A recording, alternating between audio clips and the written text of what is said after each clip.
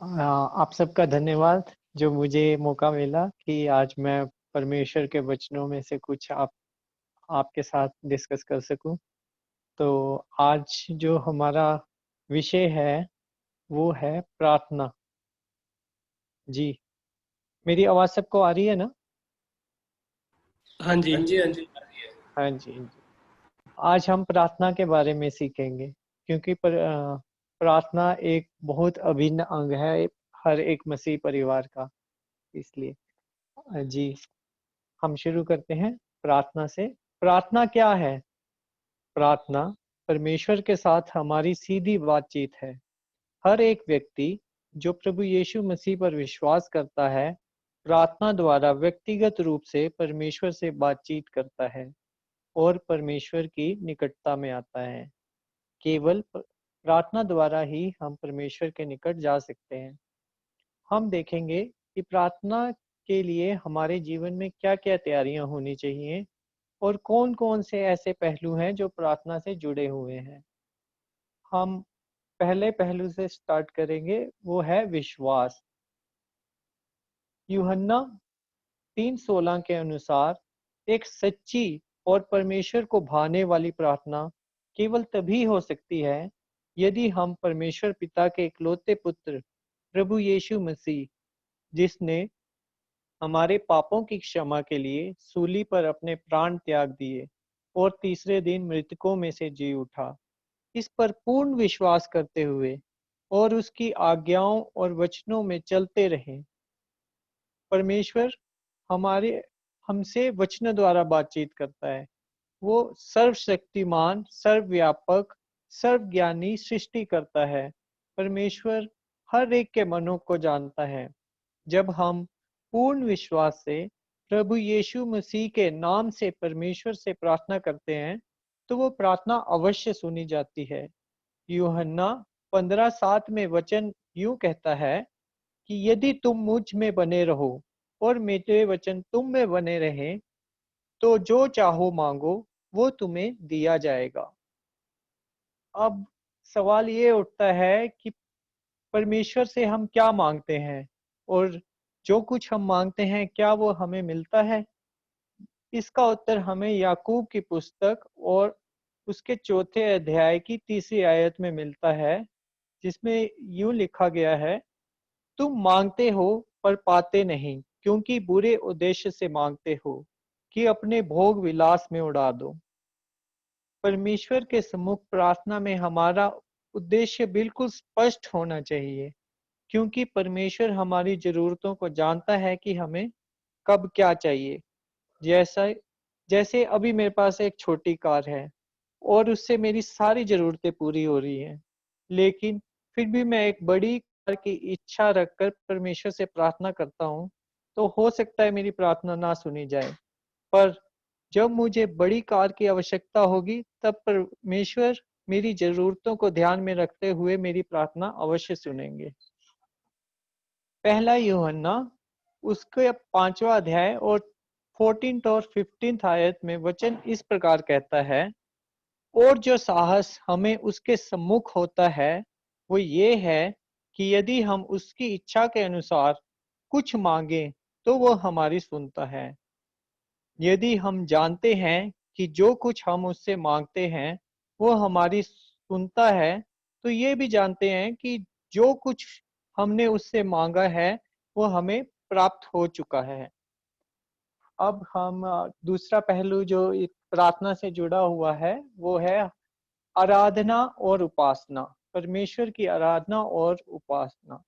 यशायाह नबी की पुस्तक उसका 6वां अध्याय और 3री आयत में यूं लिखा गया है, सेनाओं का यहोवा पवित्र पवित्र पवित्र है, सारी पृथ्वी उसके तेज से भरपूर है।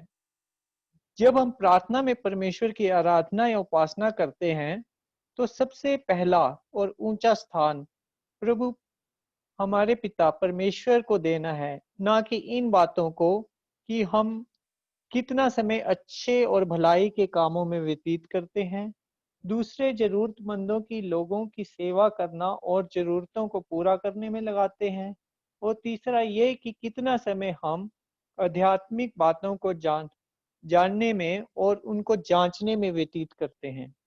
ये सब बातें भी ज़रूरी है और हर एक विश्वासी के जीवन में होनी ही चाहिए। लेकिन प्रार्थना करते समय हमें सबसे पहले परमेश्वर को ऊपर रखना है, क्योंकि हम सब परमेश्वर की ही एक रचना है। और तीसरा पहलू जो प्रार्थना के विषय में जुड़ा हुआ है, वो है पापों का अंगीकार। परमेश्वर के समक्ष अपने अपराधों को स्वीकार करना परमेश्वर की निकटता में जाने का बहुत एक महत्वपूर्ण अंग है। हमारे पापों या अपराधों को परमेश्वर के सम्मुख स्वीकारना हमारे जीवन में जाने या अनजाने जो भी अपराध हुए हैं, उनकी क्षमा के लिए सच्चे मन से परमेश्वर की प्रार्थना करना। जब तक हम उनको परमेश्वर के सम्मुख नहीं लाते, तो हमारी प्रार्थना नहीं सुनी जाती है।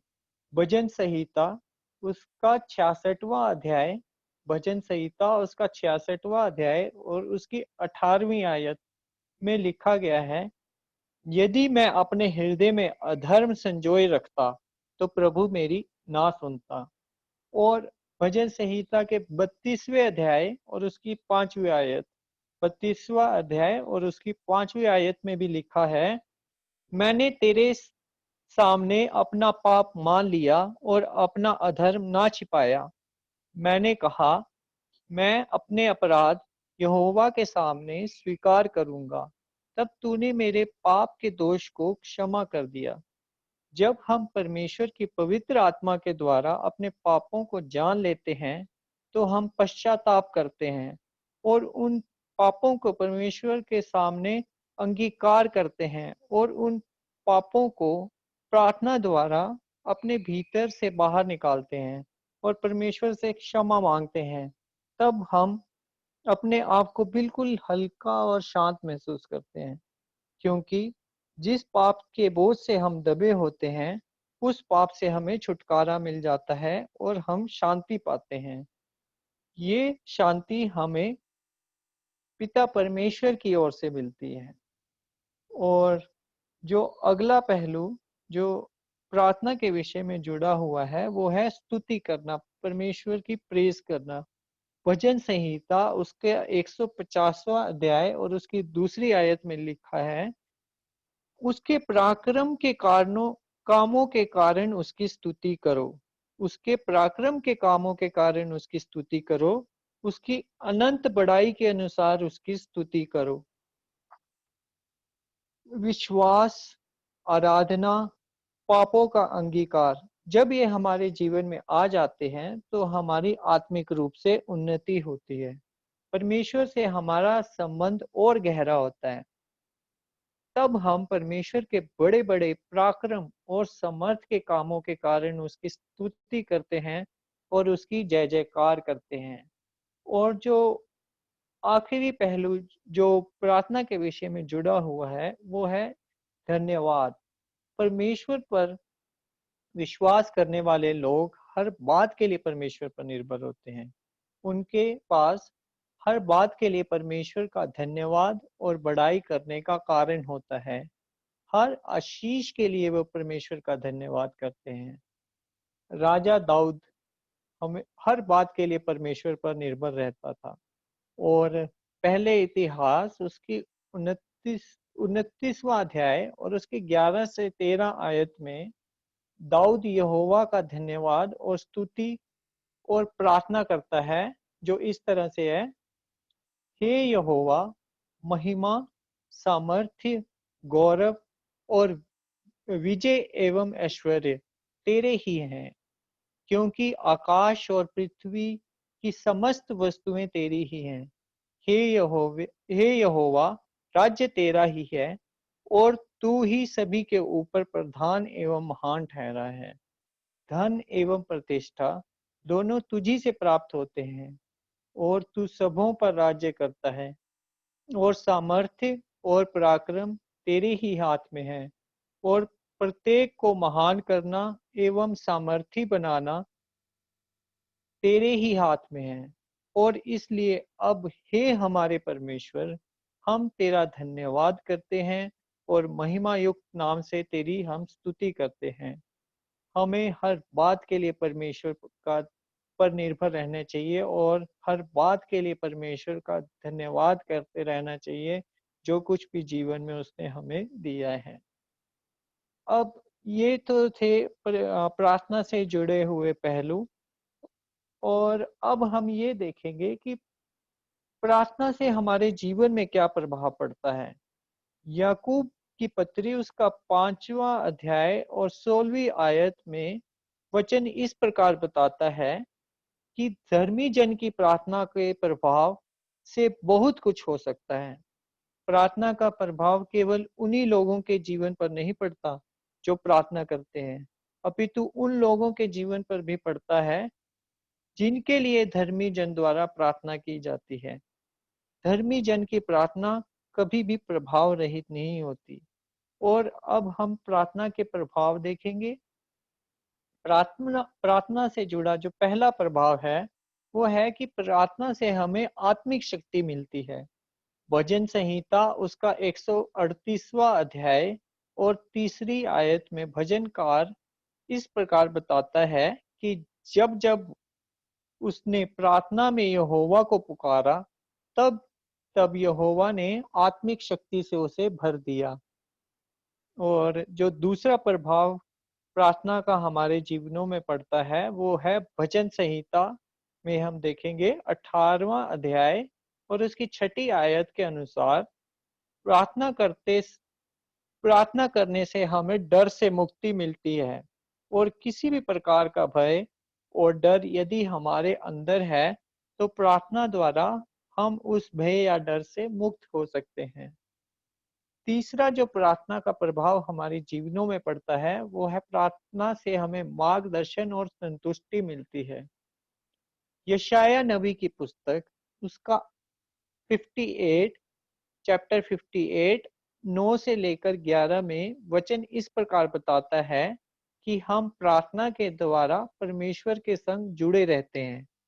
तब परमेश्वर हमारा मार्गदर्शन करता है, हमें सही रास्ते पर चलाता है, इधर उधर भटकने नहीं देता हमें, जिससे हमें जीवन में संतुष्टि प्राप्त होती है। और अगला प्रभाव जो हमारे जीवन पे डायरेक्ट पड़ता है, वो है प्रार्थना से हमें बुद्धि और समझ प्राप्त होती है। दानियल नबी की पुस्तक उसका 9वां अध्याय और 20 से 27वीं आयत में, इन आयतों में वचन इस प्रकार बताता है कि जब दानियल ने अपने इजरायली जाति भाइयों के पापों का अंगीकार करते हुए गिड़गिड़ा कर परमेश्वर से प्रार्थना की, तो परमेश्वर ने उसकी प्रार्थना को सुनकर किस प्रकार अपने स्वर्गदूत जिब्राइल को भेजकर दानियल को बुद्धि और समझ देकर आशीषित किया। और जो अगला प्रभाव हमारे जीवन पे पड़ता है, उससे हमें वो है हमारी मुश्किलों से छुटकारा। योएल नबी की पुस्तक उसका 2रा अध्याय और 32वीं आयत में इस प्रकार लिखा है, उस समय जो कोई यहोवा से प्रार्थना करेगा, वो छुटकारा पाएगा। इस वचन के अनुसार चाहे हम कितनी भी और कैसी भी मुश्किल में क्यों ना हो, प्रार्थना करने से परमेश्वर हमें हमारी हर मुश्किल से छुटकारा दे देता है। अगला जो प्रार्थना का प्रभाव हमारे जीवन पे पड़ता है, वो है आनंद की अनुभूति। यूहन्ना उसका 16 अध्याय और 23 से 24 आयत में, यूहन्ना 16 और उसकी 23 से 24 आयत में लिखा गया है, मांगो तो पाओगे ताकि तुम्हारा आनंद पूरा हो जाए। मांगो तो पाओगे ताकि तुम्हारा आनंद पूरा हो जाए।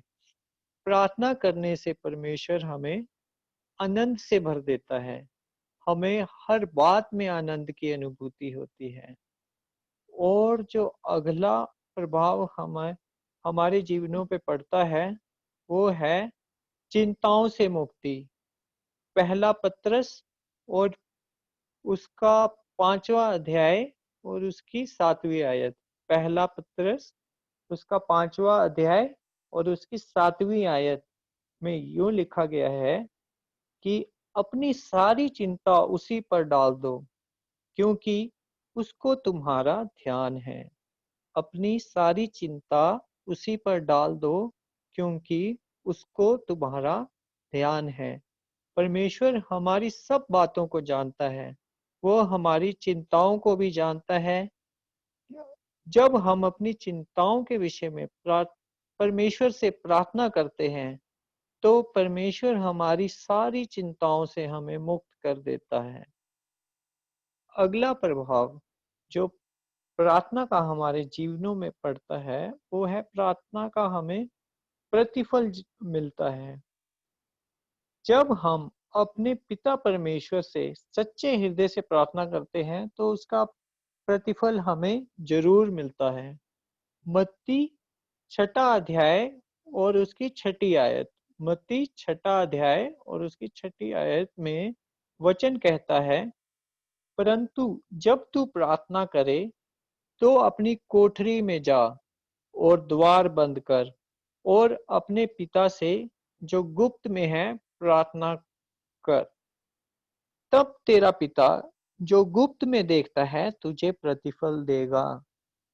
तो परमेश्वर हमारी प्रार्थनाओं का प्रतिफल हमें अवश्य देता है। अब हम दोबारा से इन प्रार्थना के प्रभावों को एक एक करके समराइज करेंगे।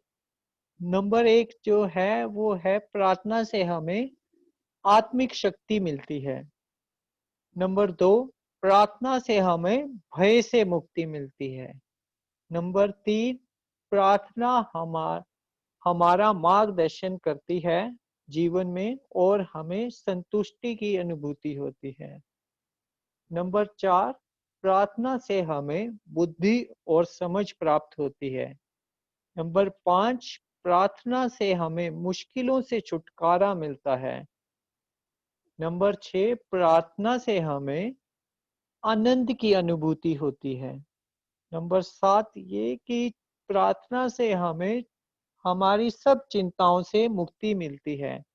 और नंबर सात, प्रार्थना का प्रतिफल हमें अवश्य मिलता है और धर्मी जन की प्रार्थना हमेशा सुनी जाती है। तो हमें निरंतर प्रार्थना में लगे रहना चाहिए और प्रार्थना करने का कोई विशेष और निश्चित समय नहीं होता। जब जब हमारा मन प्रार्थना के लिए अगुवाई करे, तभी हमें प्रार्थना अवश्य कर लेनी चाहिए। अंत में हम प्रभु की प्रार्थना करेंगे, अपने सिरों को झुकाएंगे जैसा प्रभु यीशु मसीह ने हमें आ, सिखाया है। आइए हम सब अपने सिरों को झुकाएं और परमेश्वर की प्रार्थना करें। हे हमारे पिता, तू जो स्वर्ग में है, तेरा नाम पवित्र माना जाए। तेरा राज्य आए, तेरी इच्छा जैसी स्वर्ग में पूरी होती है, वैसे पृथ्वी पर भी हो। हमारे दिन भर की रोटी आज हमें दें, और जिस प्रकार हमने अपने अपराधियों को क्षमा किया है, वैसे ही तू भी हमारे अपराधों को क्षमा कर, और हमें परीक्षा में न ला, और हर बुराई से हमें बचा, क्योंकि राज्य, पराक्रम और महिमा अब और सदा सर्वदा के लिए तेरे ही हैं। आमीन। Thank you very much.